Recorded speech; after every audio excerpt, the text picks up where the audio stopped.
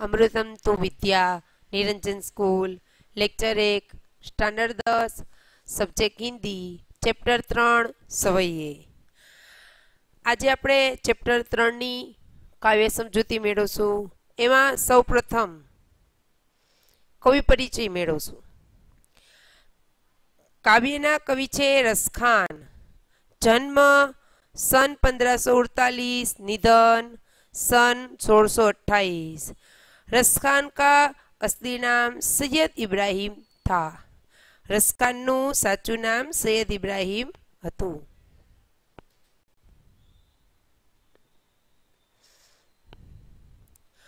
उसका जन्म दिल्ली के एक संपन्न परिवार में हुआ था। तेमनो जन्म दिल्लीना एक समृद्ध परिवार में थयो हतो। गोस्वामी विठलनाथ जी से दीक्षा ग्रहण कर व्रज में रहकर कृष्ण भक्ति के पद लिखे। गोस्वामी विठलनाथ जी पासे थी दीक्षा लईने तेमने व्रज में रहीने कृष्ण भक्तिना पद लख्या हता।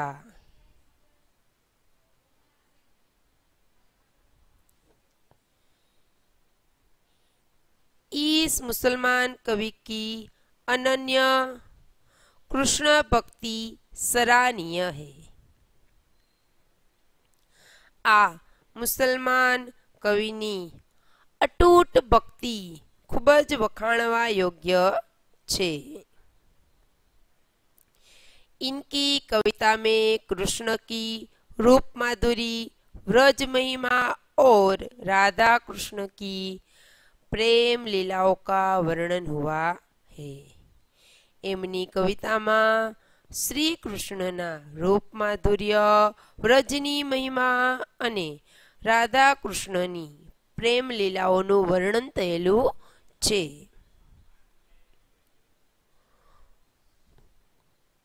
उनकी भक्ति में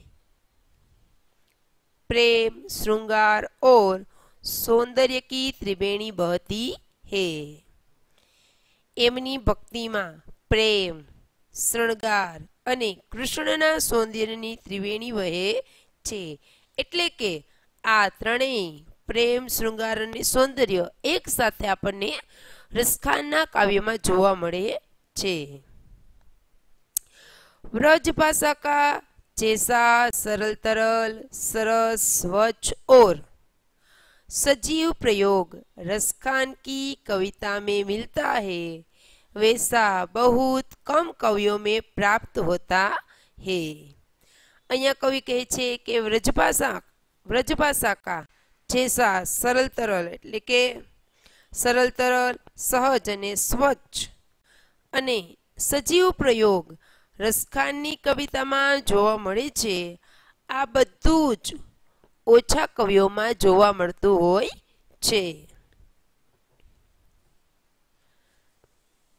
रसखान जैसे भक्त कवियों को लक्ष्य करके ही भारतेंद्र हरिश्चंद्र ने कहा था, इस मुसलमान हरिजन पर कोटिक हिंदू वारिये। रसखान जेवा भक्त कवियों ने लक्ष्य में लईने ज भारतेंद्र हरिश्चंद्र नामना कवि छे एने कह्युं हतुं के आ मुसलमान भक्तों पर हजारों हिंदुओ छे कुर्बान, एटले के आवा साचा मुसलमान भक्तों पर हजारों हिंदुओ कुर्बान करी शकाय छे अने आवा साचा मुसलमान भक्त छे खूब ज ओछा जोवा मळे छे। हवे पछीना पेरेग्राफमां आपणे थोड़ो काव्यनो परिचय छे। काव्यमां कविए कई कई बाबतोनुं वर्णन कर्युं छे ई आपणे आना पछीना पेरेग्राफमां कहेवा मागे छे। सुजान रसखान प्रेम वाटिका और रसखान रचनावली उनकी प्रसिद्ध रचनाएं है। अहींया आ बधी कविनी प्रसिद्ध रचनाओं छे। कई कई तो के सुजान रसखान, प्रेम वाटिका और रसखान रचनावली आ बधी रसखाननी खूब ज प्रसिद्ध रचनाओं जोवा मळे छे।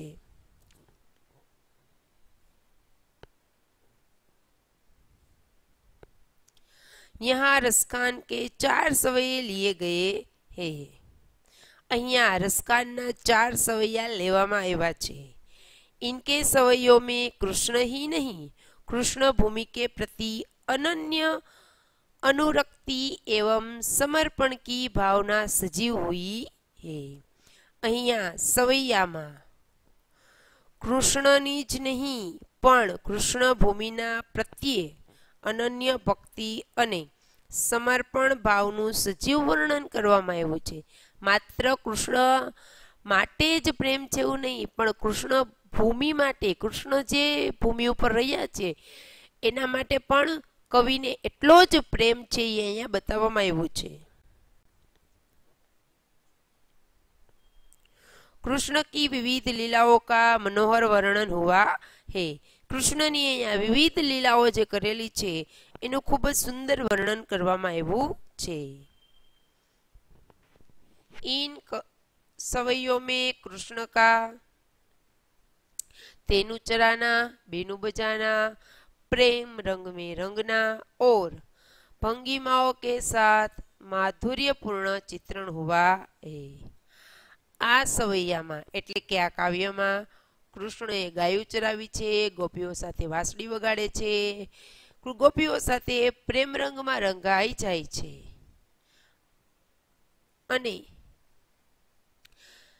તેમની સાથે માધુર્યપૂર્ણ ચિત્રણ અહીંયા જોવા મળે છે। कृष्ण के सामीप्य के लिए कवि लकुटी लेकर ग्वालों संग फिरने की बात करते हैं।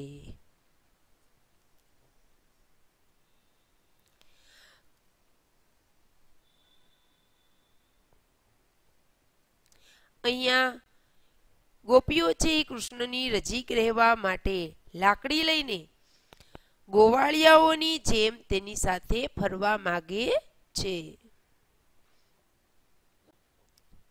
शिक्षक छात्रों को बताए कि ये मुसलमान कवि होते हुए भी रसखान कृष्ण भक्ति में लीन है। અહીંયા શું કીધેલું છે કે રસખાન છે એ પોતે મુસ્લિમ કવિ છે, છતાં પણ કૃષ્ણ પ્રત્યેની અનન્ય ભક્તિ છે, કૃષ્ણની ભક્તિમાં પોતે તલ્લીન થઈ ગયા છે એ અહીંયા કહેવામાં આવ્યું છે।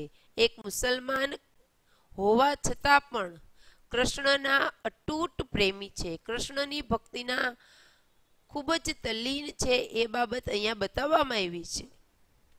હવે આપણે કાવ્યની પહેલી કાવ્ય પંક્તિની સમજૂતી મેળવીએ।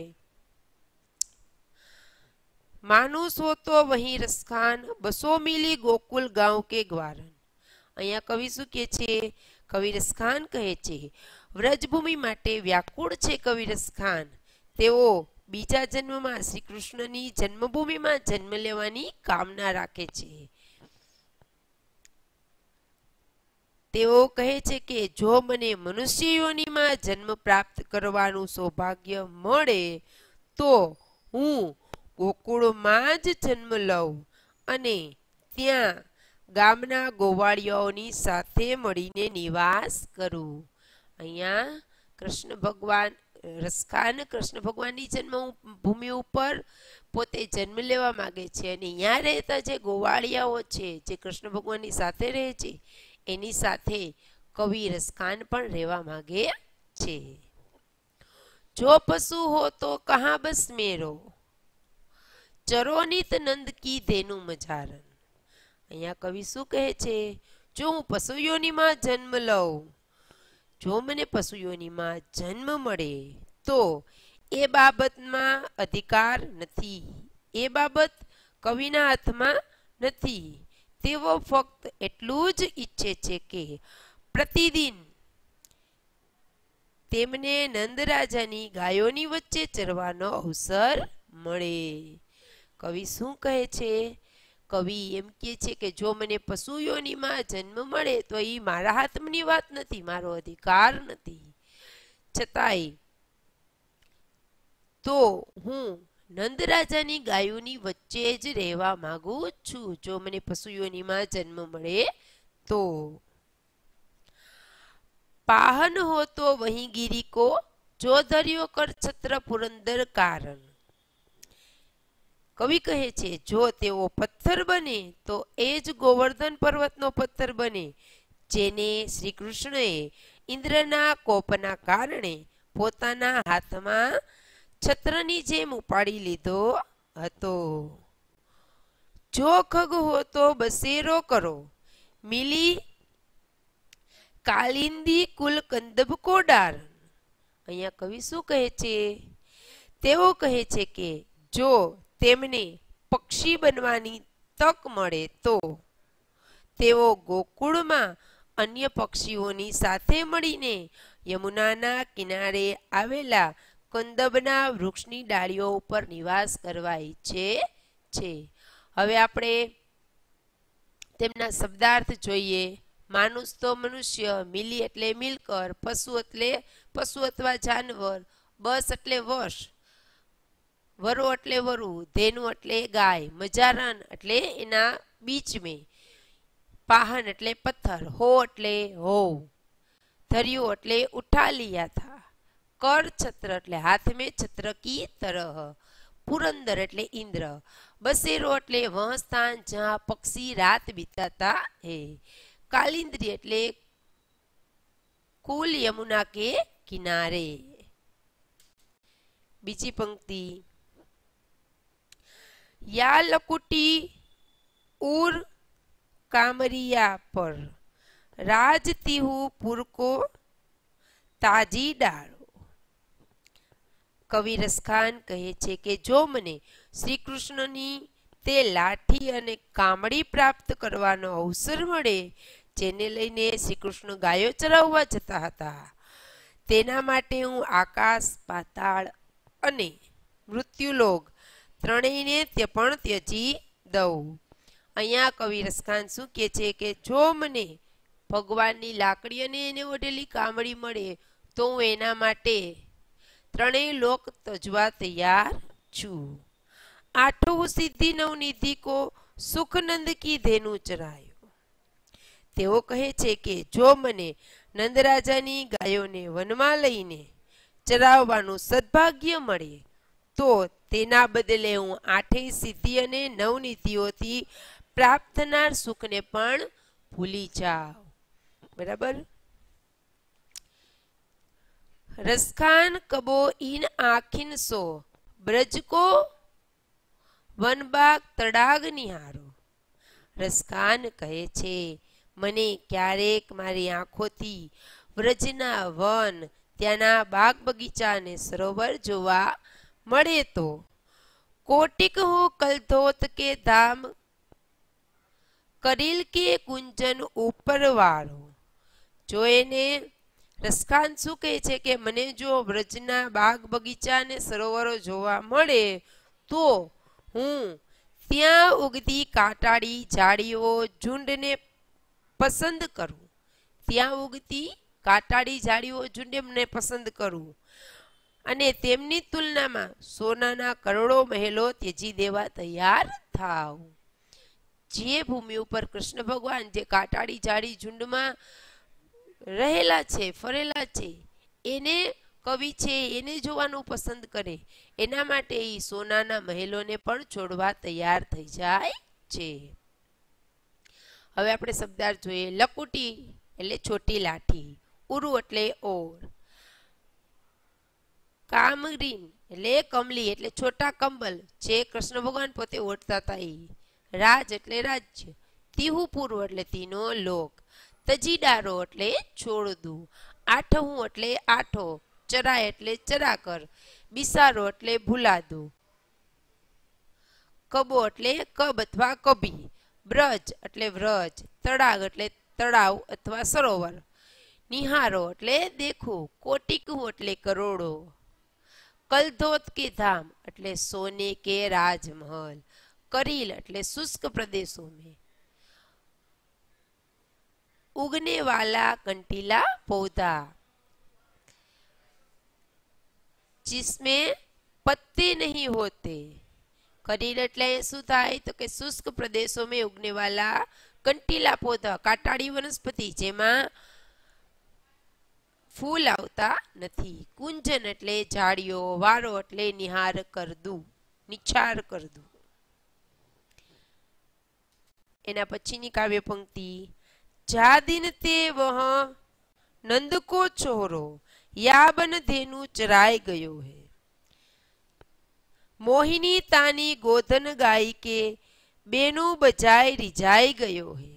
अहिया कवि शू कहे छे कवि रसखान कहे छे के ज्यारथी नंदजीनो छोकरो श्री कृष्ण आ वनमा गायो चरावीने गयो छे अने પોતાની મોરલીના મનોહર સુરો તેમને પ્રસન્ન કરી ગયા છે। જે દિવસથી કાનુડો છે ઈ ગોકુળમાં પોતાની મોરલી વગાડી ગયો છે ત્યારથી દરેક લોકોને એની મોરલીમાં એને મુગ્ધ કરી દીધા છે। એના સુરથી બધાય મુગ્ધ થઈ ગયા છે એવું કવિ કહે છે। તાહી ધરી કછુટોના શોકે રસખાન હિये में समाई गयो है को न काहू की कानी करे सिगरो ब्रजवीर बिकाई गयो है શું કે છે અહીં તાહી ધરી કછુટો ના સો કરે એટલે કે કવિ કહે છે કે ત્યારથી તે લોકો પર જાદુ ટોનો કરી ગયો છે તે સૌના હૃદયમાં વસી ગયો છે ત્યારથી વ્રજમાં એવી પરિસ્થિતિ થઈ ગઈ છે કે કોઈ કોઈની પરવા જ કરતું નથી। एम लागे छे के सौ रजवासी नंदजीना दीकराओ पर वारी गया छे एटले के बधा ज कृष्ण भगवान में मोहित थई गया छे। गाममां कोई कोईनी परवाह ज करतुं नथी बधा ज कृष्ण भगवान पाछळ कानुडा पाछळ मोहित थई गया छे। शब्दार्थ जा एटले जीस ते एटले से छोरो एटले लड़का या एटले ईस गयो है एटले गया है।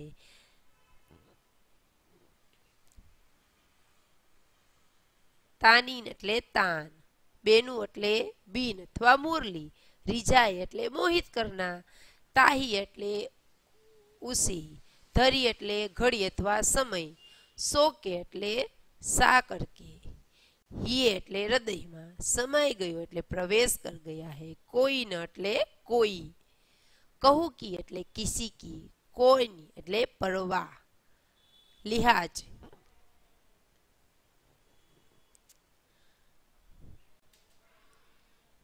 एना पछीनी छेल्ली काव्य पंक्ति मोर पखा सिर ऊपर राखी हो गुंज की माल गरे पहरियो। कवि रसखान श्री कृष्ण प्रत्येना गोपीओना प्रेमनु वर्णन करता कहे छे के तेओ श्री कृष्णनी जेम पोताना मस्तक उपर मोरपींछ धारण करशे। तेओ पोताना गळामां लाल रंगनी चणोठीनी माळा धारण करशे। गुंजकी माला गरे पहेर्यो એટલે કે લાલ રંગની ચણોઠીની માળા પહેરશે। અહીંયા હવે છેલ્લી પંક્તિમાં કવિ છે ઈ ગામની ગોપીઓનું વર્ણન કરે છે કે ગોપીઓ છે ઈ કૃષ્ણની જેમ માથે મોરપંખ ધારણ કરશે કૃષ્ણની જેમ ગળામાં ગુંજની માળા પહેરશે। ओढ़ी पीतांबर ले लकुटी बन गोदन ग्वारीन संग फिरोगी એટલે કે તેઓ શ્રી કૃષ્ણનો વેશ ધારણ કરીને પીળા રંગના વસ્ત્રો પહેરીને પોતાના હાથમાં ગાયોને ચરાવવા માટેની લાકડી લઈને ગોવાળિયાઓની સાથે વનમાં ભટકશે। કૃષ્ણનું રૂપ ધારણ કરશે એટલે એ પીળા રંગના વસ્ત્રો પહેરશે લાકડી લઈ અને ગોવાળિયાઓની સાથે કૃષ્ણની જેમ વનમાં ગાયોને ચરાવવા જશે। भावत वो वही मेरो रस खानी सो तेरे कहे सब स्वांग भरोगी पे मुरली मुरलीधर की अधरा धरी अधरा न धरोगी। अहिया शू के छे तेवो कहे छे अमे अमारा श्री कृष्ण माटे एमना स्वरूप धारण करीशुं श्री कृष्णनी जेम मोरली वगाड़ीशुं नहीं। શું કે છે કે અમે શ્રી કૃષ્ણની જેમ બધા જ વસ્ત્ર ધારણ કરશું મોરપીંછ ધારણ કરશું પણ શ્રી કૃષ્ણની જેમ મોરલી વગાડીશું નહીં।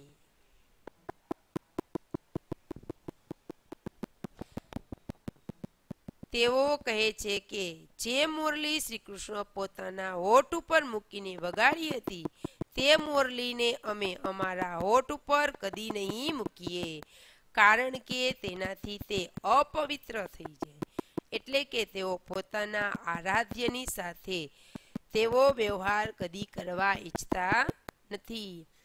જે મોરલી કૃષ્ણ ભગવાને પોતાના હોઠ ઉપર ધરી છે એ મોરલીને એવો પોતે પોતાના હોઠ ઉપર ધરવા ઈચ્છતા નથી, કારણ કે તો ભગવાનની મોરલી છે એ ગોપીઓના મોરલીથી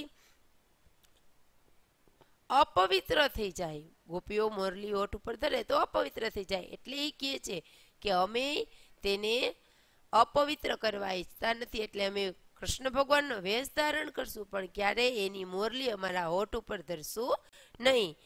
આમ કહીને કૃષ્ણ ભગવાન પ્રત્યે પોતાનો પ્રેમ વ્યક્ત કરે છે. હવે આપણે જોઈએ શબ્દાર્થ. મોર, પંખા એટલે મોરનો પંખ. રાખી હો એટલે રખूंगी, गूंज એટલે એક પ્રકારની બેલ કે લાલ રંગ કે બીજ, બરાબર. માલા એટલે માળા, ગરે એટલે ગલે, પહેरूंगी એટલે पहनूंगी, भाव होती એટલે पसंद आ जाएगी, वो ही એટલે वही, मेरो એટલે मेरे, स्वांग भरोगी એટલે रूप धरूंगी, पे એટલે परलोक की, अधराना એટલે होठ पर, धरी એટલે रखी हुई, अधरा એટલે होठ पर, धरोंगी એટલે रखूंगी. આપણું કાવ્ય અહીંયા પૂરું થાય છે. Okay, thank you.